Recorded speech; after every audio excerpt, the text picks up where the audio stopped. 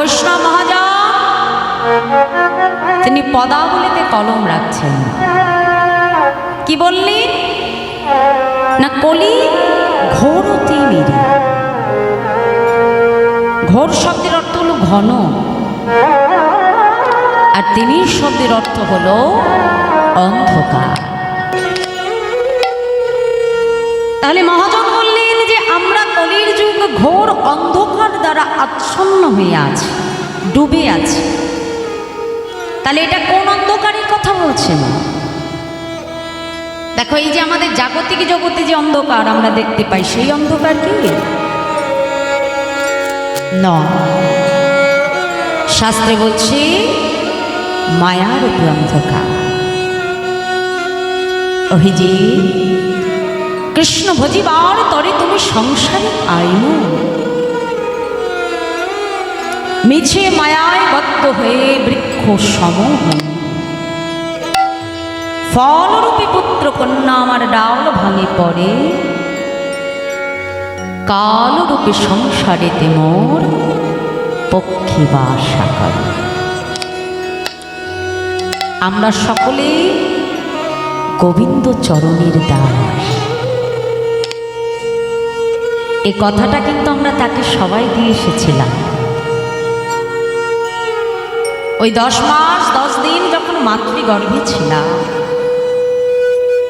মায়ের গর্ভের ওই অসহ্য কৃমিকীটের বেদনা যন্ত্রণা সহ্য করতে না পেরে ভগবানকে কেঁদে কেঁদে বলেছিলাম, হে করুণাময়, হে কৃপাময়, তুমি কৃপা করে একবার আমাকে ধরাধামে পৌঁছে দাও প্রভু।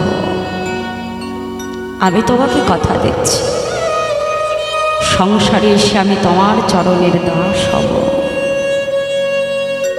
কিন্তু ভগবানকে দেওয়া প্রতিশ্রুতির কথা কি আমাদের কারোর মনে আছে? কি আমার মায়েরা মনে আছে আমাদের? আমরা ভুলে গেছি, তাই না?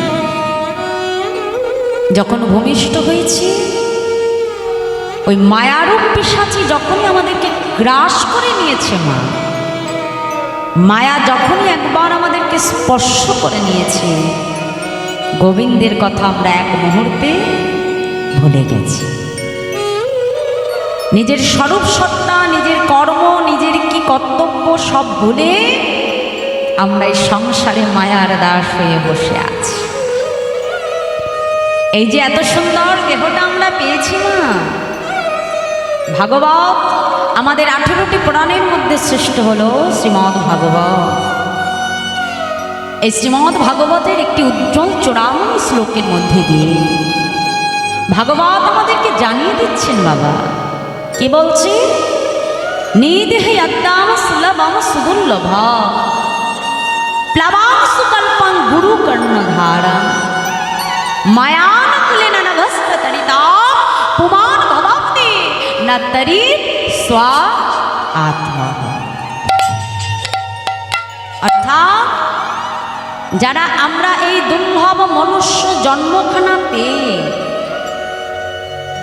আমরা যদি এখানে যারা বসে আছি, মা, আমরা যদি মনে করি যে মানব জন্ম খুব সহজে পাওয়া যায়, নয় মা। এই যে আমি মারা যাওয়ার পরেই আবার মানুষ হব, এটা এত সহজ নয় মা। এই মানব দেহটা পাওয়ার জন্য আমাদের প্রত্যেকটা জীবকে 80 লক্ষ জনই ভ্রমণ করবার পর 4 লক্ষ বার এই মনুষ্য জন্ম পেতে হয়েছে। 80টা লক্ষ জনই কি মা বলছে যে স্থাবর বিংশতি নবলক্ষণী জলজা কৃমি আরুদ্র সংখ্যক পক্ষী নাম 10 লক্ষ কম 30 লক্ষ কম পশুবানশ্চ 24 লক্ষানি মানব। কি বলল? স্থাবর বিংশতি। কথাগুলো মন দিয়ে বুঝে নিন। বিংশতি শব্দের অর্থ হলো 20 লক্ষ, আর স্থাবর মানে হলো বৃক্ষ। তাহলে আমাদের বৃক্ষকুলে জন্ম হলো কতবার? 20 লক্ষ বার। কত না জাম গাছ হয়েছি, আম গাছ হয়েছি, গুল্ম লতা হয়েছি। তাহলে আমার মুক্তি কবে হলো মা? যেদিন তুলসী বৃক্ষরূপে আমার জন্ম হলো। যেদিন আমি ওই তুলসী বৃক্ষরূপে জন্মগ্রহণ করি, সেই দেহ দিয়ে আমি আমার গৌর গোবিন্দকে সেবা করতে পারলাম। যেদিন সেই বৃক্ষ দেহটা পেয়ে আমি কোনো সাধুগুরু বৈষ্ণবকে সেবা করতে পারলাম, সেই দিন এই 20 লক্ষ বৃক্ষ জন্ম হতে আমার মুক্তি লাভ হয়ে গেল। নেতাই গৌর হরি বল, হরি বল, হরি বল। এরপরে আমাকে আসতে হচ্ছে কোথায়? নবলক্ষানি জলজা। তারপর আমার 9 লক্ষ বার জলের মধ্যে জন্ম হচ্ছে। কত না ঝিনুক হয়েছি, শামুক হয়েছি, মাছ হয়েছি, পোকামাকড় হয়েছি। তাহলে জল থেকে মুক্তি পেলাম কবে? যেদিন শঙ্খরূপে আমার জন্ম হলো। এরপরে কি বলছি? কৃমি আর রুদ্র শঙ্খ। তারপর কিমিকীট রূপে আমার জন্ম হলো 11 লক্ষ বার। আর এই কিমিকীট জন্মের শেষ জন্ম যেদিন মধুকর অর্থাৎ মৌমাছি রূপে আমার জন্ম হলো। তাহলে মৌমাছির থেকে সুন্দর পতঙ্গ আমাদের চারপাশে ঘুরে বেড়ায় মা, কি তাই তো? মৌমাছির থেকে একটু সুন্দর পতঙ্গ বলো দেখি, কি বলবো আমরা? সবাই এক কথাই বলে দেবো, বলো তো কি? হ্যাঁ, প্রজাপতি। কি মা, মৌমাছির থেকে সুন্দর দেখতে? মৌমাছি তো হুল, মানে একবার গায়ে বসলে হুল ফুটালে তার জ্বালা আছে, হ্যাঁ? কিন্তু মৌমাছি দেখো, মৌমাছির জন্ম পেলে তোমার মুক্তি হবে, কিন্তু প্রজাপতির জন্ম পেলে সেটা সম্ভব নয়। কেন মা? শাস্ত্র আমাদের এখানেও শিক্ষা দিচ্ছে, এ জগতে আমি শুধু দেখতে সুন্দর হলে চলবে না। আমি শুধু আমার দেহটা সুন্দর পেলাম আর সারাদিন সেই দেহ নিয়েই পরিচর্যা করে কাটিয়ে দিলাম মা, তাহলে দেহটা পাওয়াই বাবা সার হবে, আর কিছু হবে না। নেতাই গৌর হরি বল, হরি। যদি না ওই দেহ তোমার গৌর গোবিন্দ সেবায় লাগে। শুধু দেহ সুন্দর হলে হবে না মা, সেই দেহকে তার চরণে সমর্পণ করতে জানতে হবে, তবেই তোমার মুক্তি হবে। এরপরে আমাদের বলল পক্ষী নাম 10 লক্ষ কোণ। তারপর পক্ষীকুলে আমার জন্ম হচ্ছে 10 লক্ষ বার। আর এই পক্ষী জন্মের শেষ জন্ম কোনটা দেখি তোমরা বলো তো? কোন পাখি আমার গোবিন্দ সেবায় লেগেছে? মায়েরা জোরে বলো। ময়ূর। বাহ, ময়ূরের পেখমটা কোথায় থাকে? পালকটা কোথায় থাকে? গোবিন্দের মস্তক। আবার আমরা গোবিন্দকে যখন সেবা দিই পাখা দিয়ে, কি পাখা দিয়ে সেবা করি? ময়ূর পাখা, তাই তো? তাহলে যেদিন ময়ূর কুলে জন্ম হয়ে আমি গোবিন্দ সেবা করতে পারলাম, 10 লক্ষ পক্ষী জন্ম হতে আমার মুক্তি লাভ হয়ে গেল। এরপরে বলছে 30 লক্ষ কম পশু বা নষ্ট। পশুকুলে জন্ম হলো কতবার? 30 লক্ষ বার। আর এই পশু জন্মের শেষ জন্ম কোনটা বলো দেখি? হ্যাঁ, গাভী। বাহ, কেন মা? গাভীর দুগ্ধটা আমরা দহন করি, তাই না? দেখো, গাভীর থেকেও শক্তিশালী পশু আছে, কি তাই তো? শক্তিশালী পশু কি? বাঘ, সিংহ, তাই না মা? হ্যাঁ, তাহলে দেখো এখানেও আমাদেরকে বুঝিয়ে দিচ্ছে দেহে খালি আমার ক্ষমতা শক্তি থাকলেও হবে না। শক্তি সমাজে এসে খালি শক্তি ক্ষমতার দ্বারা সব হয় না মা, এটা দুদিনের, তাই তো? আমার ক্ষমতা আছে দুদিনের, আমার গায়ে জোর আছে দুদিনের বাবা। এখন আমি যৌবনকালে আছি, আমার গায়ে শক্তি আছে, বৃদ্ধকালে একই শক্তি থাকবে? হ্যাঁ, এখন আমি ধরো কোনো পোস্টে আছি, আমার হাতে ক্ষমতা আছে, যেদিন পোস্টটা চলে যাবে ওই একই ক্ষমতা থাকবে তোমার? থাকবে না। তাহলে শক্তি দ্বারা ক্ষমতা দ্বারাও সব হয় না মা, এখানেও দেখিয়ে দিল ভক্তি দ্বারা ভগবান প্রাপ্তি হয়। তাহলে 30 লক্ষ পশু জন্মের শেষ জন্ম যেদিন গাভী কুলে আমার জন্ম হলো। এরপর ভগবান আমাদেরকে জানাচ্ছে 24 লক্ষানি মানব। 4 লক্ষ বার হলো আমার মনুষ্য জন্ম। তাহলে এখানে আমাদের একটা প্রশ্ন থাকতেই পারে যে মা, এ জগতে দেখো সবাই তো আর গোবিন্দের ভজন করে না, কি বাবা, তাই তো? সবাইকে কৃষ্ণ ভজন করে। যেমন আপনারা এখানে দেখুন কত দূর দূরান্ত থেকে সংসারের কর্ম ফেলে রেখে, সমস্ত ক্রিয়া ফেলে রেখে আপনারা এখানে চলে এসেছে। কেন না? হরি নামকে ভালোবাসেন বলে এখানে এসেছে, প্রভুকে ভালোবাসেন বলে এখানে এসেছে। তাহলে অনেকে আছে মা বাড়িতে বসে টিভি সিরিয়াল দেখছে, তাই তো? তাহলে টিভি সিরিয়াল তারা দেখবে, সময় নষ্ট করবে, কিন্তু হরিবাসরে তারা হরি কথা শুনতে আসবে না। হ্যাঁ, তাহলে এমনও অনেক জীব আছে যারা গোবিন্দের ভজন করে না, এই পথে যারা অনুগামী নয়, তাহলে তাদের কি হবে? দেখো সবার ক্ষেত্রে যা নিয়ম, আমাদের ক্ষেত্রেও কিন্তু একই নিয়ম। এই এতগুলো জন্ম গ্রহণ করতে করতে এসে তুমি মনুষ্য জন্ম পেয়েছো মা, যে জন্ম দেবেরও দুর্লভ। দেবতারা পর্যন্ত মনুষ্য জন্ম পাবার আশায় বসে থাকে। কেন জানো মা? একমাত্র মনুষ্য জন্ম দ্বারাই জীব জন্ম মৃত্যুর চক্র হতে উদ্ধার হতে পারেনি। তাই গৌর হরি বল। একটা পশু আর একটা মানুষের পার্থক্য কোথায়? একটা পশু সেও খায়, আমরাও খাই, সেও ঘুমায়, আমরাও ঘুমাই, সেও বংশ বিস্তার করে অর্থাৎ প্রজনন করে, আমরাও প্রজনন করি। তাহলে তার সঙ্গে আমার পার্থক্য কোথায় হবে? সে চাইলেও একবার মুখ থেকে ওই হরি বল বলতে পারবে না। আর জীব এই মনুষ্য জন্ম পেয়ে সদ্গুরু চরণকে আশ্রয় করে বাবা যদি ভজনের পথে অগ্রসর হতে পারে, তাহলে একমাত্র এই দেহ দ্বারা মনুষ্য জন্ম পেয়ে জন্ম মৃত্যুর চক্র হতে তার মুক্তি হয়ে যায়। নিতাই গৌর হরি বল, হরি বল। তাই বলল যে নিদেহ্যাদ্দাম সুলভম সুদুর্লভম। এই মানব দেহটা যেমন সুলভ, আবার একই সঙ্গে দুর্লভ, যেটা সহজে পাওয়া যায় না। তাই বলছে নিদেহ্যাদ্দাম সুলভম সুদুর্লভম প্লাবাংশু কল্পং গুরু কর্ণধারা।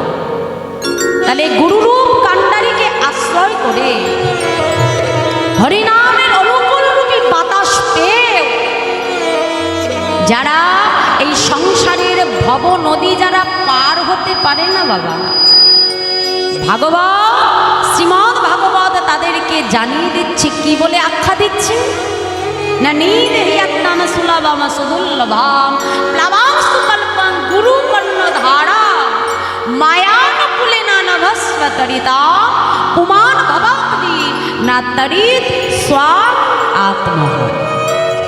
যারা এত কিছু সুযোগ সুবিধা পেয়েও বাবা এই সংসাররূপী সাগর যারা পার হতে পারে না, ভাগবত তাদেরকে আত্মঘাতী বলছে। আত্মঘাতী আমরা কাকে বলি মা? নিজে নিজে যারা মারা যায়, কি তাই তো? আত্মহত্যা করে, আমরা তাদেরকে আত্মঘাতী বলে জানি, অপঘাতী মৃত্যু জানি। কিন্তু ভাগবত বলছে তারা আত্মঘাতী হয় না, তারা আত্মঘাতী নয়। আত্মঘাতী কারা? যারা এত সুন্দর দেহটা পেয়ে, সদ্গুরু পেয়ে, হরিনামরূপী সংকীর্তনের বাতাস পেয়ে, এত কিছুকে পেয়েও যারা সংসাররূপী সাগর পার হতে পারে না মা, ভাগবতে তাদেরকে আত্মঘাতী বলে আখ্যায়িত করে দিলেন। নিতাই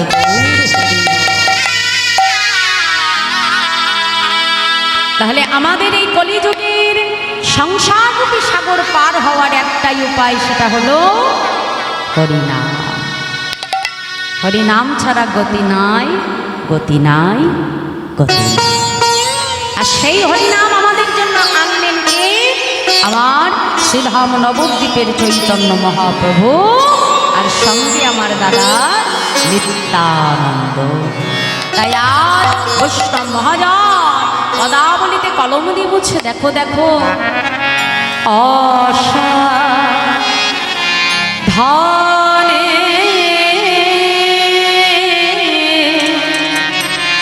চিন্তামণি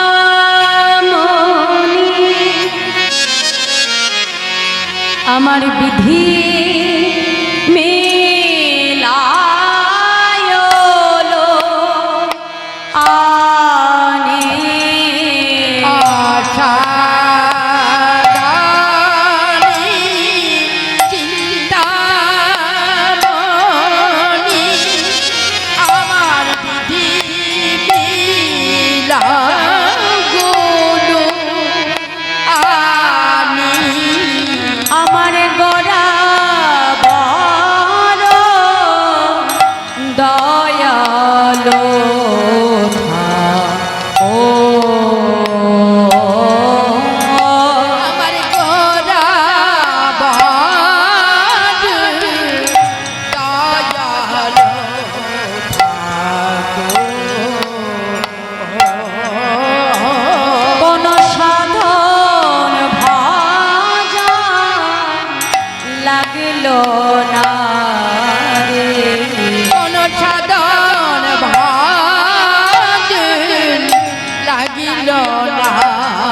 রে তারে অসাধনে পাওয়া গেল সাধু ভজন লাগল না রে অসাধনে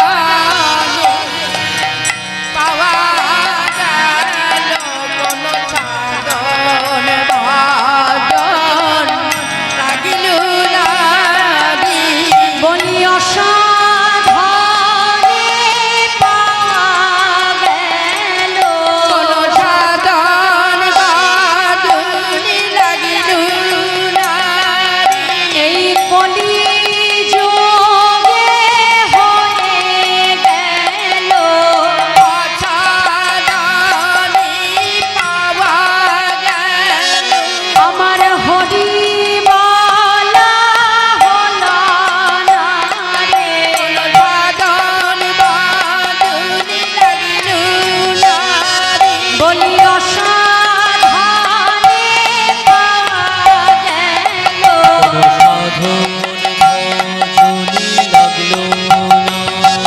এমন দয়াল গৌর অবতারে আমার হরিবালা হলো না রে বলি অসাধনে পাওয়া গেল দয়াল গৌর অবতারে কোন সাধন ভজন লাগলো না রে কলি যুগ হয়ে গেল এমন দয়াল গৌর অবতারে আমার হরিবালা হলো না রে এমন দুর্লভ মানব জনম পেলে হরি হরি হলো না রে দুর্লভ মানব জনম পেলে হরি বলা হলো না এমন দুর্লভ জনম পেয়েছি আমার হরি বলা হলো না রে দয়াল গৌর অবতার বলি অসাধনে পাওয়া গেল সাধন ভজন লাগিল না বলি অসাধনে পাওয়া গেল অসাধনে পাওয়া গেল সাধন ভজন লাগিল না রে দয়াল গৌর অবতার কোন সাধন ভজন লাগিল না রে কলি যুগ হয়ে গেল সাধন ভজন লাগিল না রে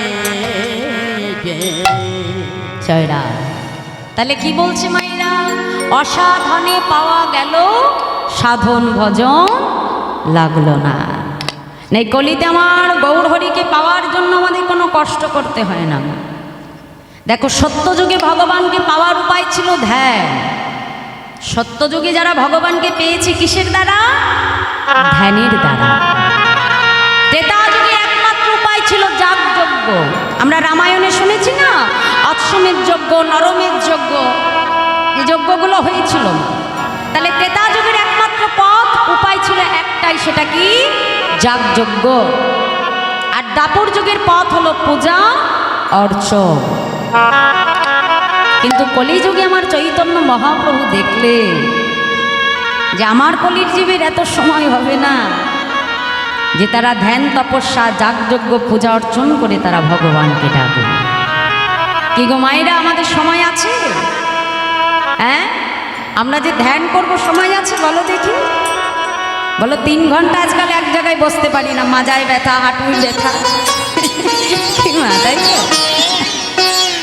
তাহলে ধ্যান আমাদের দ্বারা হবে না যাগযজ্ঞ তারও বাবা সময় না পূজা অর্চন বাপরে বাপ কি বাবা তাই তো ওই সকালবেলায় ভগবানের থালায় একটা করে নকুনদানা দিয়ে ফেলে রাখি প্রসাদটা নেওয়ারও সময় হয় না খাই কারা বাড়ির ছোট ছোট কালো কালো পিঁপড়ে গোবিন্দের প্রসাদটা মুখে দেবো সেটুকু সময় নেই হ্যাঁ তাহলে যাগযজ্ঞ পূজা অর্চনা কোনো কিছু হবে না হবে কিসের দ্বারা মহাপ্রভু বললেন হরের নাম হরের নামই বকে বলাম কালো নাস্তে বো গতি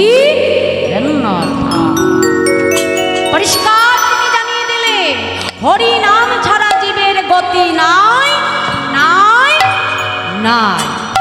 একবার বলেনি মা, তিনবার বলে দিয়েছে। কালো নাস্তেব নাস্তেব নাস্তেব গতি রন্মথা।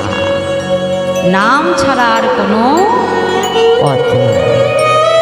হরিনাম তোমাকে বলতেই হবে মা, সেটা সময় থাকতে বলো আর সময় চলে গেলে বলো। কি বাবা, তাই তো? এখন আমার সময় আছে, ক্ষমতা আছে, যদি না বলি মা, ওই শেষের দিনে যখন শ্মশান ঘাটে নিয়ে যাবে সবাই বলবে বলো হরি হরি বল, বলো হরি হরি বল। এখন তো মোড়েও সুখ হয়ে গেছে মা, একদম এসি গাড়িতে উঠে চলে যায়, তাই না? আগে 4 জন কাঁধে করে নিয়ে যেত। দেখবে, ভালো করে লক্ষ্য করবে, যদি কাঁধে করে নিয়ে যাওয়া হয় দেখবে মরার মাথা একবার এপাশে দোলে ওপাশে দোলে। কি বলবে? আজ তোমরা যতই বলো, আজ আমার আর বলবার ক্ষমতা। সময় থাকতে বলতে হবে না, সময় যদি চলে যায় না মা, সেটা তুমি আর কখনো ফিরে পাবে না। সময় জীবনে, আমাদের মনুষ্য জীবনের সব থেকে মূল্যবান বস্তু হলো সময়। কারণ যদি টাকা চলে যায় বাবা, সেই মানুষটি যদি আবার পরিশ্রম করে, আমি যে কথাগুলো বলছি অত্যন্ত মূল্যবান না। কোনো মানুষের যদি টাকা চলে যায়, সে পরিশ্রমের দ্বারা সেই টাকাকে আবার সে উপার্জন করে ফিরিয়ে আনতে পারে। কারণ বাড়ি চলে গেলে আবার কঠিন পরিশ্রমের দ্বারা আবার বাড়ি তৈরি করতে পারবে। কিন্তু মনুষ্য জীবনের সময়টা এমনই জিনিস মা, টিক টিক টিক টিক করে তোমার জীবন থেকে অতিবাহিত হয়ে যাচ্ছে। আর যেটা একবার চলে গেলে কেউ তোমাকে সেটা ফিরিয়ে দিতে পারবে না। সময় এমন মূল্যবান। তাই বলছি, তুলবি যদি ছানা মাখন তো সকাল সকাল তোর, শিশুকালে কৃষ্ণ ভজে আর বৃদ্ধকালে ভজনেতে বাধাই গণ্ডগোল। আমি যদি মনে করি আমার বয়স হবে তখন যে আমি হরিনাম গাইব, হবে না। কারণ সময়ের সঙ্গে সঙ্গে এই এত সুন্দর স্বাদের দাঁতগুলোও আর মুখে থাকবে না। থাকবে কি? হ্যাঁ, তখন দেখা যাবে বলতে যাচ্ছি বাবা হরি বল, আর বার হবে মুখ থেকে হবি বল। এটা হাসার কথা নয় মা, এটা বাস্তব। এটা আমাদের সবার হবে কি, তাই তো? আমি যে 16 নাম 32 অক্ষর উচ্চারণ করব, হরে কৃষ্ণ কৃষ্ণ কৃষ্ণ হরে হরে, হরে রাম রাম রাম হরে হরে, এই যে 16 নাম 32 অক্ষর যে উচ্চারণ করব, সেটা যদি মুখ থেকে আমার না হয়, মানে বাহির যদি না হয়, সুস্পষ্টভাবে যদি উচ্চারণ না হয় মা, হবে? হবে। সময় থাকতে থাকতে তাকে বুঝতে হবে। তাই আমার গৌর হরি, তিনি এই হরিনামকে আশ্রয় করে আনলেন, সঙ্গে নিলেন দাদা নিত্যানন্দ প্রভু। নদিয়ার পথে পথে দুটি বাহু প্রসার করে নদেবাসীকে ডেকে ডেকে বলছে, নদেবাসী তোমরা সকলে আমার সঙ্গে বলো। কি বলবো প্রভু? না বলছে প্রেমানন্দে মেতে হরি বলো। কি বলতে বলছে মা? হরি বলতে বলছে, তাই তো? হরি বলতে বলছে প্রভু। নদেবাসীকে ডেকে ডেকে বলছে, নদেবাসী তোমরা বলো